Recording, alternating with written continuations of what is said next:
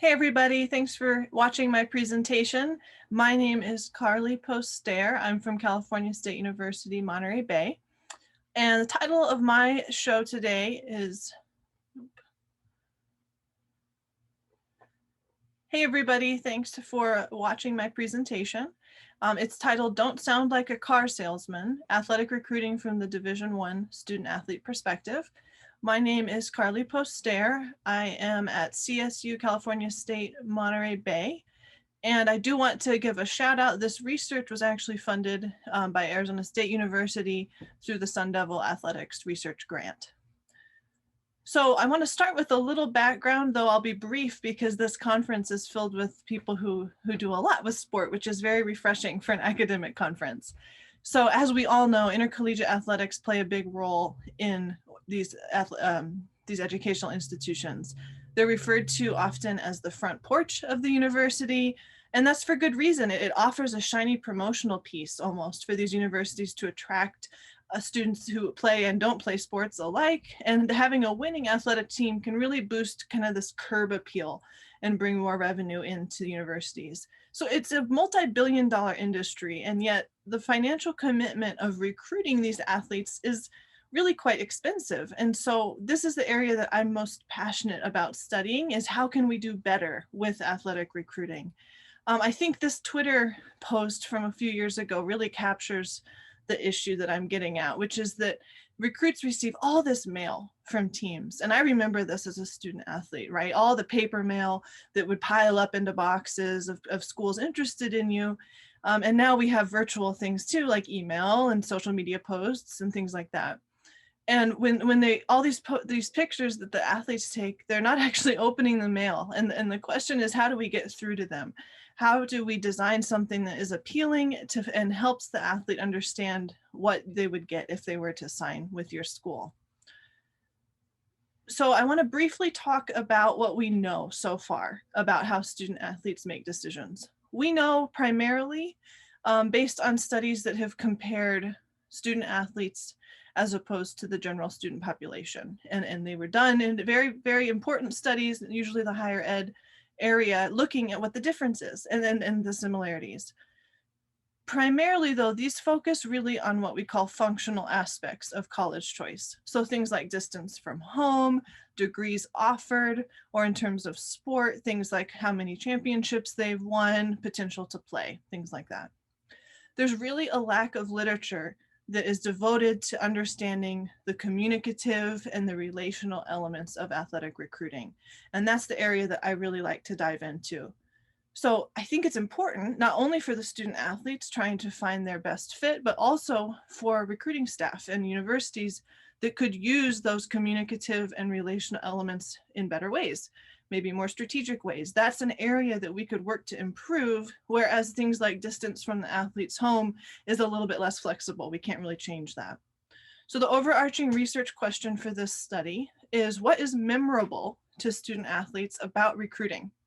I chose to take the perspective of the student athlete here and find out from their own words and their perspective what mattered to them. And I think that's an important first step in understanding then how we can be better recruiters. What even matters? What do they remember? I based this literature or this study on the literature out of organizational socialization, which is primarily used in management, sometimes in human communication, which I kind of meld between the two. And it has been used in sports literature before, usually in the area of socialization into sport, like whether or not your parents put you into youth sports and then how you progress through each level. It has sometimes been used in terms of higher levels of athletics, such as how we bring these student athletes onto college teams and equip them for life in college. What we know from the management literature is that the ways that newcomers to organizations learn about their role shape their view of who they are in that institution when they join. And overall, if it's a good socialization experience, it can foster better employee well-being. So knowing that, and also knowing that athletic recruiting isn't just about finding who the best player is statistically, but about finding the right fit for the university, I feel that this is a good frame for us to use to think about how we bring student athletes onto teams, how we recruit them and communicate through that whole process.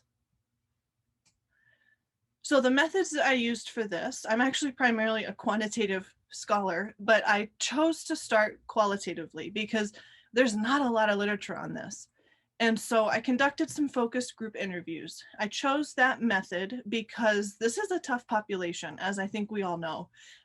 Student athletes are so busy, and for good reasons, they're often protected from research studies because we don't want things to be let out that shouldn't, specifically with recruiting. So it was tough to get access, and I did have to partner with the actual organization to obtain the access. And I did it at a time that was best for the student athletes. So I met with them after like a weightlifting session or a training session.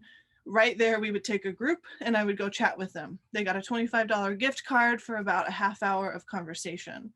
The goal with the focus groups was to have the sum of the parts of each individual person being greater as a whole. I think I said that backwards. The sum of them was greater than each individual story. And that's definitely what happened. So when I got the student athletes together, they were student athletes from the same team, same sport, and they almost in a positive way one-upped each other, where they would tell a story and then that would trigger someone's memory of a different story from their own experience. And then they would share the story and it built into a better narrative than I think I would have had one-on-one. It was important that I did disclose I was a former D1 athlete so that they could trust me. And I made it very clear that the things that they would tell me would not be ever associated with the actual school that they were talking about. I just wanted to know about their experience.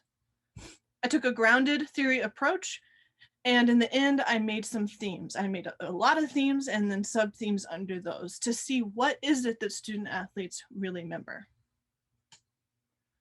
So my sample, I had 30 student athletes overall. They were all Division I, which arguably they had the most options in high school for where to go if they were at that level.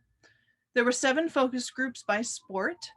And I know there's only 6 logos down here. It's because I had men's and women's swimming.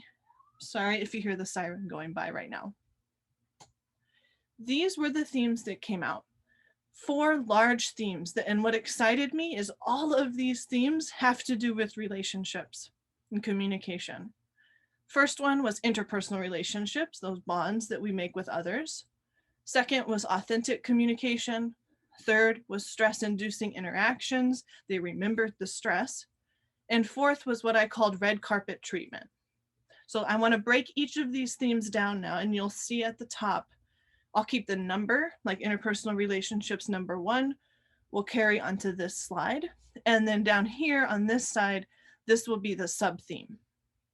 So under the theme of interpersonal relationships, the first sub-theme that I saw was fostering close bonds. And on the right here, I'll have quotes to share. This guy cares about me as a person, not just as an athlete. This was a swimmer who talked about some coaches who would recruit him and talk almost as if he were a robot that could swim up and down the lanes. The coach that he really remembered as being very successful at recruiting actually cared when his grandma was sick and sent a letter before he'd even signed there to see if his grandma was doing better. Cared about him as a person. Another example of how colleges could foster a close bond, I had a gymnast share that she really remembered a barbecue at the coach's house and that she got to meet everyone and their families in a really familial way. Our second sub-theme is recruiting as dating. This quote, I think, really captures what came up a lot. I felt like I was cheating on this other school all of a sudden. So they were talking to a different coach from a different place, and it led them to feel like they were being deceptive or cheating on someone else. So this whole frame, this metaphor came out that recruiting is almost a form of courtship, and that the student athletes really remembered feeling courted and feeling like they then had to reciprocate that courting behavior. Very interesting. Very interesting also in terms of this idea of letting down on both sides, that the student athlete could let down the coach, and the coach needs to also be cautious in how they let down the student athlete. Another sub-theme was relational red flags. There were a lot of red flag moments discussed when the student athlete made that pivotal decision to no longer go with the school. And several came up during the actual campus visit, like this one. I'm not saying you have to impress me, but you're supposed to treat them as well as they can in your recruit. This story was about someone who took an official visit, and then the person guiding them on campus got lost, didn't have the right appointments made. The student athlete ended up meeting with someone from a major they weren't interested in. Basically, on this day that they thought they would get wooed and impressed, nothing was set up correctly. And that was a red flag that led them to not sign there. Moving into the second major theme, authentic communication. The first subcategory of this had to do with transparency, which we know from organizational research is so important and so desired. But the way that the student athletes described this was so fascinating. I could hear him lying through his teeth. He was very cocky and arrogant. I just really wasn't about that. This same conversation in this focus group was where the car salesman metaphor came out, which I've titled this whole slideshow. They've talked about that several coaches just felt like they were just spewing lies to manipulate them. And the student athletes were not fooled by it. They really could tell that it wasn't transparent, and they did not like that. Another category was what I call realistic preview. I tie this a lot to the realistic job preview literature in organization studies. Just like employees want to know the pros and cons before deciding to work at a company, the student athletes really want to know it all too. They said, honestly telling us the positives, but also the things that are going to be hard, and be like, think about it all so you know exactly what you're getting into. And in fact, if the coach or recruiter did not give a full picture, including the negatives, the student athletes called that a red flag. They felt it was being shady because they knew that there were negatives to address, and they want all that info up front. Part of that has to do with the next theme, which was stress-inducing interactions. So it is a very stressful time. And the student athletes, some of them were seniors, those was several years prior that they were recruited. They remember feeling stressed. It's very intimidating. I remember I was at nationals seeing the schools lined up. I was like, oh my God. And she remembered how that felt, that pressure, all eyes on her. And as someone else said, you're making a decision for them when you can't even drive yet, which is kind of messed up. And that's a good reminder. We're dealing with student athletes sometimes at a very young age. Maybe we're talking to them through their parents, or when the NCAA says it's an allowed time. But it's still sometimes a child that does not know what they want, and they're making a decision that they know will shape the rest of their lives, and yet they don't know what info to even ask. So we have to be cautious of that and help reduce that stress any way we can. The last sub-theme that I'd like to talk about is red carpet treatment. So when you ask student athletes to look back on their career and their recruiting, they do remember the good red carpet moments. You're 14, 15, 16, you're like, whoa, cool, they're rolling out the red carpet for me. This. It can be really blindsiding and tricky. Another said, it's like you're a celebrity. And who doesn't like that feeling? And so this just emphasizes that some of the tactics that we see kind of glamorized on TV or glamorized in the news, some of them are memorable. And it's this fine line then between showing authenticity, showing the pros and the cons of each campus experience, college experience, team, but also making the student athlete feel special, because they are highly touted, they're highly regarded, and we want to make them feel like they do have a place of high respect when we bring them to campus. So the key takeaways from these focus groups on this question, I would say, are that you have to focus on building relationships. And when you do that, you need to think of unique opportunities to do so, like that barbecue or like sending a handwritten note that would really stand out and show that you are more than just an athlete robot, as they said. Be authentic, show that transparency. Don't just show the positives. I think this is extra important right now with our weird online world of communication. It may be tempting on Zoom to only highlight the best features, but you want on your virtual tours or walking the student athlete around, you want to show everything. Give them a full picture of what life would be like at that institution. And lastly, tailor the experience, because an untailored experience, such as giving everyone the same wide sweeping tour, is not going to make them feel special. And in fact, it may be a recruiting red flag, like that one student who said they didn't get to meet with any of the faculty that they actually wanted. So build relationships, be authentic, and tailor the experience. To touch on, I recognize there's a lot of limitations here. It was not as large of a sample as I think we need.